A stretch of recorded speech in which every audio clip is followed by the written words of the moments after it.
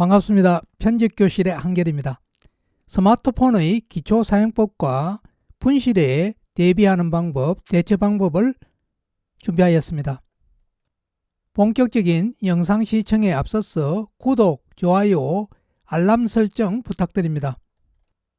먼저 홈 화면과 앱스 화면 관리 방법을 알려드리겠습니다. 스마트폰 화면에는 홈 화면이 있고 앱스 화면이 있는데요. 홈 화면은 자주 사용하는 앱을 모아둔 곳이고 앱스 화면은 설치된 모든 앱을 모아둔 곳이기 때문에 앱스 화면에 앱 종류가 훨씬 더 많습니다. 지금 보시는 화면이 홈 화면이고요. 아래쪽 오른쪽에 있는 점이 여러 개 있는 아이콘이 앱스 아이콘입니다. 앱스 아이콘을 클릭하면 앱스 화면으로 이동을 하고요. 위쪽에 검색이 보입니다. 아래쪽에 세 가지 버튼이 보이는데 세로줄 3개는 최근 사용한 앱을 보여주는 버튼이고요. 가운데가 홈 버튼입니다. 오른쪽이 돌아가기 버튼입니다. 앱스 화면에서 홈 버튼을 눌러 홈 화면으로 이동을 하였고 최근 사용 앱 버튼을 눌러 최근 사용한 앱을 보았습니다. 그리고 왼쪽으로 드래그하여 1페이지에서 2페이지로 이동을 합니다. 빈 여백을 길게 누르면 편집 화면으로 바뀌게 되고요. 편집 화면은 위젯 등 이런 내용이 보입니다. 편집 화면에서 휴지통으로 드래그하여 삭제할 수 있습니다. 앱스 화면의 앱을 홈 화면에 추가하려고 하면 길게 누른 다음에 홈 화면으로 원하는 위치로 이동하면 됩니다. 스마트폰에서 현재 화면을 캡처하려고 하면 볼륨 축소 버튼과 전원 버튼을 동시에 길게 누르면 캡처가 되고요. 볼륨 축소와 전원 버튼을 길게 7초 정도 누르면 강제 종료가 되게 됩니다. 렉이 걸렸을 때 유용하게 사용할 수 있는 기능이니 꼭 기억하여 두시기 바랍니다. 홈 화면의 여백을 길게 누르면 편집 화면으로 전환이 됩니다. 앱스 화면의 아이콘을 홈 화면에 등록하고 싶으면 길게 누르면 홈 화면으로 전환할 수 있습니다. 홈 화면은 자주 사용하는 앱을 모아두는 바탕화면 비슷한 그런 기능입니다. 앱을 이동하고 싶을 때는 2초 이상 길게 누르면 원하는 방향으로 드래그하여 이동할 수 있으니 기억하시기 바랍니다. 홈 화면을 살펴보면 중복으로 등록된 앱들이 제법 있는데요. 이 앱들은 비디오 앱을 길게 누른 후 삭제를 선택하면 삭제가 됩니다. 설치 삭제는 완전히 설치 자체가 삭제되는 거고요. 그냥 삭제는 홈 화면에서만 삭제되게 됩니다. 인터넷과 같이 위젯 기능이 있는 앱을 길게 누르게 되면은 위젯이라는 선택사항이 하나 더 나타납니다. 중복으로 삭제를 하였고요.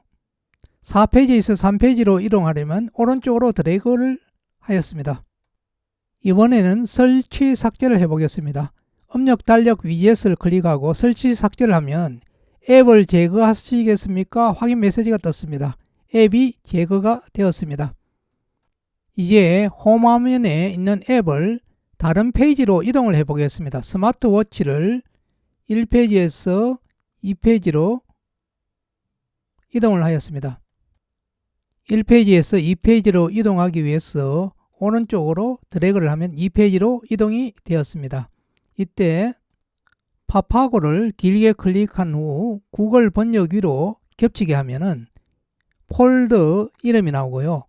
폴더 이름을 번역기라고 입력한 다음에 완료를 누르게 되면은 폴더가 생성이 되게 됩니다. 번역기라는 폴더가 생성되었고요. 구글 폴더를 클릭하면 안에 여러가지 앱들이 보입니다. 3페이지의 손전등을 1페이지로 이동을 하여 보겠습니다. 먼저 손전등을 길게 클릭하고요. 1페이지로 이동 후 여백에 놓으면 1페이지에 추가가 되게 됩니다. 5페이지에 앱이 한 개 있는데요. 길게 눌러서 삭제를 했습니다. 삭제를 한 다음에 빈 여백을 길게 누르면 휴지통이 나타나고요. 휴지통을 클릭하게 되면 페이지가 삭제되게 됩니다. 두 번째로 스마트폰 분실 대비 방법을 알려드리겠습니다. 스마트폰 분실에 대비하여 암호를 걸어두는 게 중요하고요. 설정 잠금 화면에 연락처 정보를 이때 꼭 입력해 두어야 됩니다. 데이터는 가능하면 백업을 하는 게 좋고요. 그리고 핸드폰마다 고유번호가 있는데 고유번호를 가족과 공유한다든지 하여서 분실 신고에 미리 대비하는 게 좋습니다. 제조사 계정에 회원 가입을 해두고요. 내 디바이스 찾기 Find My Mobile 사이트로 접속을 하여서 원격 잠금 해제를 할 수 있고요. 마지막 위치를 찾을 수도 있습니다. 스마트폰 보험에 가입하는 것도 한 가지 방법이 되겠습니다. 설정 앱을 실행하고 설정 앱의 잠금 화면에서 연락처 정보에 습득 시 전화번호로 연락 바랍니다. 이런 메시지를 등록하여 두어야 선의의 습득자가 연락을 할 수 있습니다. 잠금 기능을 사용할 때 스마트락에 신뢰할 곳을 추가해 두면요. 집이라든지 신뢰할 수 있는 장소에서는 잠금이 해제되어서 사용에 불편을 최소화할 수 있습니다. 설정 화면에서 휴대전화 정보를 보면은 IMEI라든지 시리얼 번호가 나옵니다. 이걸 사진으로 찍어 줬다가 비상시에는 고객센터에 기기 번호를 알려주면은 보다 쉽게 기기 위치 파악이 가능합니다.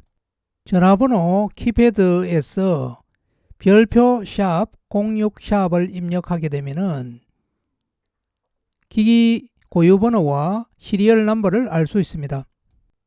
실제 분실을 했을 때 어떻게 대처하는지 알아보도록 하겠습니다. 만약 스마트폰을 분실했다면 재빠른 조치를 해야 되기 때문에 제조사에 미리 회원가입을 해두고요. 내 디바이스 찾기 기능을 활성화해 두어야 됩니다. 그래야만 위치 파악을 할 수 있고 전원 끄기를 막는다든지 원격으로 제어를 할 수 있습니다. 옆에 지인 핸드폰으로 이렇게 할 수 있고요. 만약에 이게 불가능하다면 이동통신사에 분실 신고를 하고 유사시에 보험 처리를 위해서 경찰서에 분실 신고도 하도록 합니다.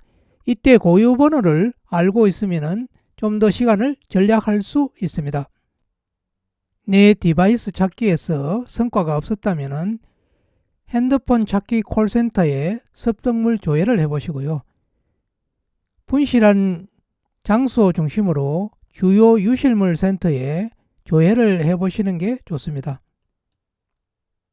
2주 정도 기다려도 아무런 해결책이나 답이 없다면 통신사별로 보상금 청구를 하시는 게 좋겠습니다. 내 디바이스 찾기는 설정 화면의 생체 인식 부분에 있습니다.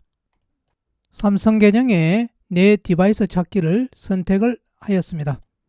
제조사 계정에 회원가입을 해두어야 되고요. 아이디와 비밀번호는 기억하고 있어야 됩니다. 내 디바이스 찾기 선택의 세부 항목에 원격 잠금 해제를 활성화 시켜주고요. 마지막 위치 보내기도 동의를 하여서 활성화 시켜줍니다. 그리고 오프라인에서도 찾기도 활성화 시켜주고 동의를 하도록 합니다. 세 가지가 모두 ON이 되었습니다. Find My Mobile samsung.com 실행하여 접속을 하면은 현재 휴대폰이 있는 위치를 확인하여 주고요. 배터리 용량도 표시하여 줍니다. 정보 유출을 막기 위해 잠그기를 실행할 수 있고요. 핀을 입력할 수 있습니다. 이런 식으로 비밀번호 입력 화면이 나타납니다. 소리 울리기를 선택하면 무음이라 할지라도 1분 동안 최대 음량으로 소리가 납니다. 배터리 시간 늘리기로 초절전 모드로 전환이 가능하고요. 위치 추적을 클릭하게 되면 15분 간격으로 위치를 알려줍니다. 마지막으로 배터리 관련하여 참고사항을 알려드리겠습니다. 디스플레이 밝기가 배터리 소모에 큰 영향을 미치고요. 동영상을 촬영한다든지 동영상을 시청하면 많은 배터리가 소모가 됩니다. 네트워크 상태가 좋지 않은 지역에서는 배터리 소모가 심하고요. 앱을 자동 업데이트 한다든지 블루투스나 GPS가 켜져 있으면 배터리 소모가 많아집니다.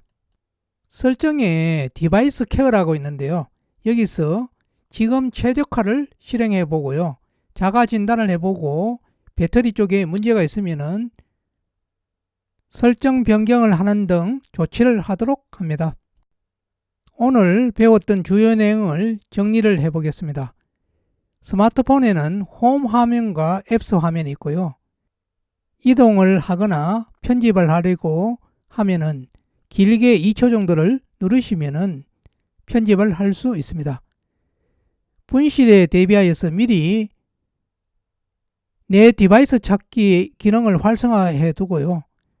제조사 계정에도 가입해 두도록 하여서 원격 제어 기능을 적극 활용하여 초기에 잃어버린 휴대폰을 찾는 게 가장 중요합니다. 배터리 소모가 많은 여러가지 유형을 살펴보았습니다. 끝까지 시청해 주셔서 감사합니다.